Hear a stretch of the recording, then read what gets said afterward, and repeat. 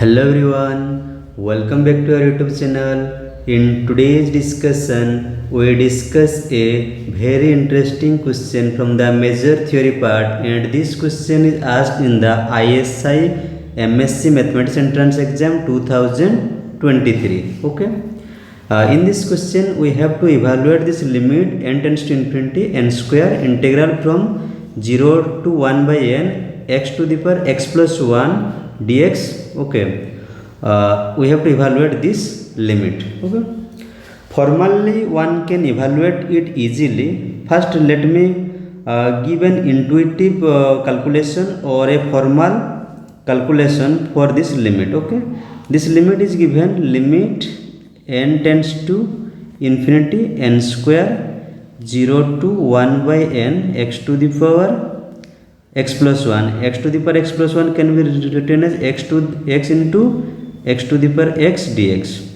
Okay, why I am writing this x to the power x plus 1 in this form? I will give the intuition. Okay, because if you observe the domain of the integration is nothing but 0 to 1 by n, and x belongs to the 0 to 1 by n. Okay, this thing is the domain, and if you observe the domain, then it is clearly visible that when n goes to infinity, when n goes to infinity, x goes to what? X goes to 0 plus. Okay, because it is coming from the right hand side. When it is 0 and it is 1 by n, when n goes to infinity, it comes to 0 plus. Okay, and we know that the limit n tends to limit x tends to 0 plus x to the power x is nothing but 1, and it is a simple easy question from class 12. You can verify it easily. Okay, so this limit is 1, so this term behaves like 1. This term is equal to 1. If we substitute 1 for this term, then the rest thing will be what? In n square 0 to 1 by n x dx, and if you integrate x dx, then it gives what? X square by 2, and integration limit is from 0 to 1 by n. Here n square is there, n square times this, and if you calculate this thing, it gives n square into 1 by 2 n square. Okay, and n square cancel, so we will get the answer 1 by 2. Okay, but this is a formal calculation. Sometimes formal calculation gives the wrong answer, so we have to very calculate. Therefore, we need to prove a very concrete proof, means a complete mathematical proof is needed.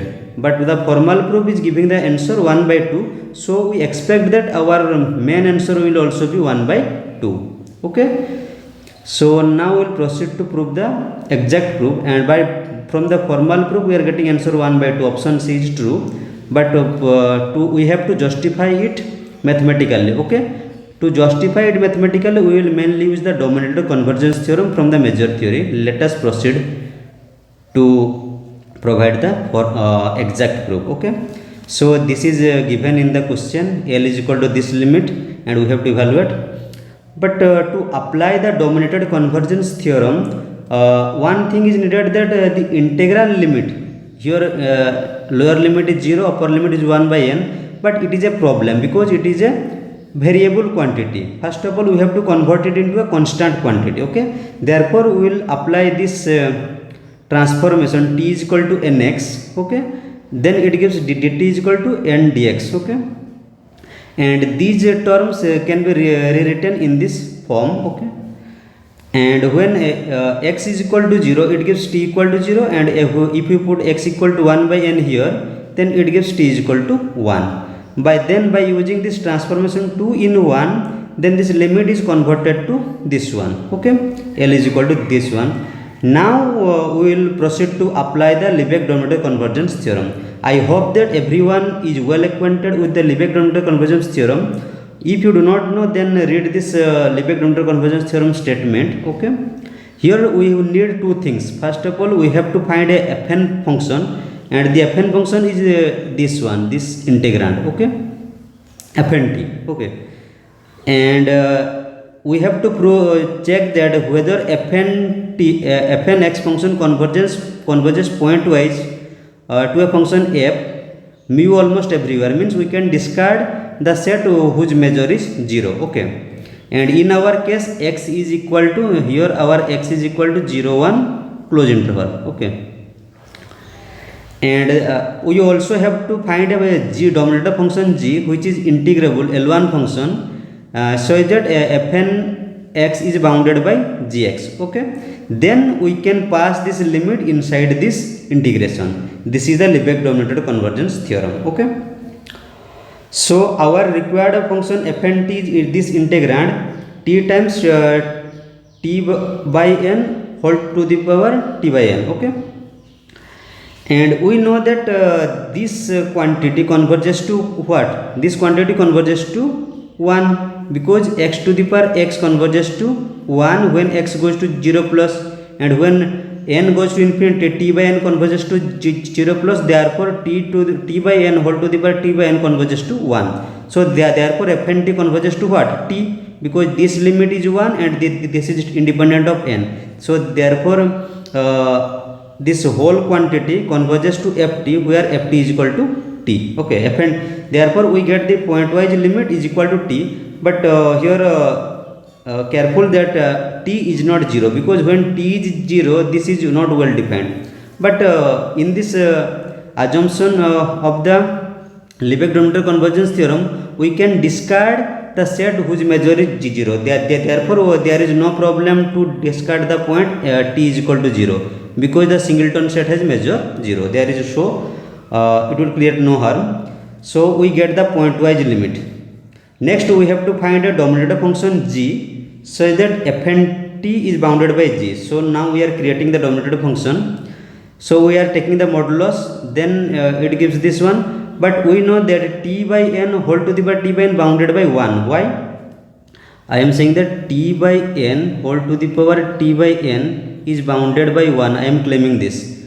How it is coming? Because t by n is less than equal to 1, because t belongs to where? T belongs to 0 1 close interval. So therefore t by n is always bounded by 1. So if one will put the highest value, it gives 1 whole to the power t by n. Okay, and means one can prove it like this. We know that t by n is less than equal to 1. So now we will take the power t by n. T by n whole to the power t by n gives what? 1 whole to the power t by n, and this is also bounded by 1, since 1 to the power t by n is always 1. Okay, so this quantity is dominated by 1. So we are getting what here we are getting the dominator function is equal to t, and we are taking this function is equal to gt, since gt belongs to L1 0 1, since the identity function is integrable over this bounded domain 0 1 close interval. So all the requirements of the dominator convergence theorem is fulfilled. Now we are getting the dominator function gx is nothing but x. Okay, and our function is converging pointwise to the function f, where f is the identity function ft equal to t. Okay, and our ft and gt are both are same. Therefore by using 5, 6 and the Lebesgue dominator convergence theorem, we can pass the limit inside this integration. So we will reach to this step, and we know that this pointwise limit is equal to what? T.